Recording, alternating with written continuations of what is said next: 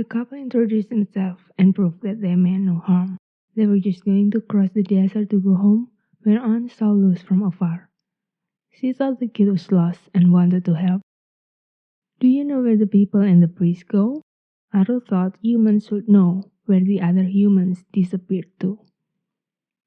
Whoa, you have a fairy with you as well?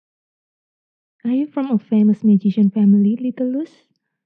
Anne was gladly surprised by the sudden voice, but soon knew who was talking. This is Aro. He is a wind fairy. We just met earlier and he's the one who brought me here. But I am from a magician family. My grandma is a great magician. He told her proudly. He loved his grandma so much, and she's also the only family he had, so he adored her like no one else.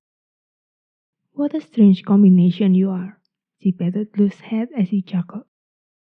Anyway, during the full moon, the priest and the others will go to the oasis, about 8 to 10 kilometers from here.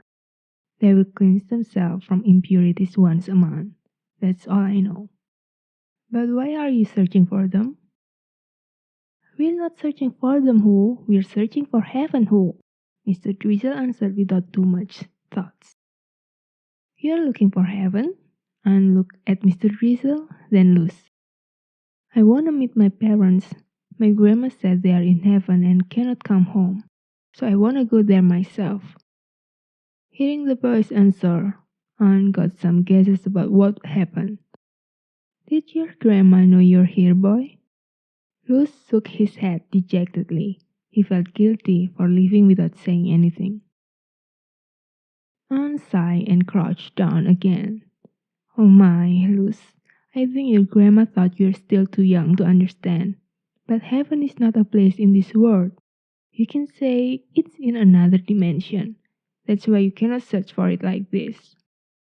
She patted Luz's head softly. She felt distressed, knowing what Luz tried to do. A dog would know that heaven is complicated. So I cannot find heaven? I cannot see my parents?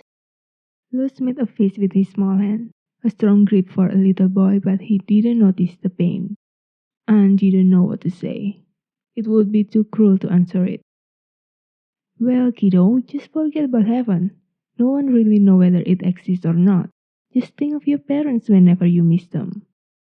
Ricky, who stood behind his wife, broke the silence, but it made the temperature around them drop. Luz opened his mouth but choked on his question. He didn't want to hear the answer, the confirmation that would break his heart. But Aro and Mr. Drizzle couldn't stop their anger. They didn't want to see Luz heartbroken, and they certainly couldn't accept that what they did tonight was just a waste of time. What do you mean forget it, Who? It's easy for you to say because you don't understand, Who. Mr. Drizzle, who knew how much Luz missed his parents, couldn't just stay silent. He heard Luz talking about his parents a lot, and how sad he was when he talked about the closeness between his friends and their parents. Heaven was Luz's biggest hope, and he couldn't let Luz lose his hope. If no one knows whether it exists or not, why do a lot of people talk about it?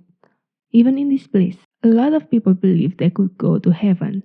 They make sacrifices because they know it exists. Aro also argued with his logic. He got more confidence as he talked. These people believe in it because they are just afraid about the afterlife. No one knows what will happen after we die. It's just for their peace of mind. Ricky explained his belief, even though his wife already put his clothes to motion him to shut up.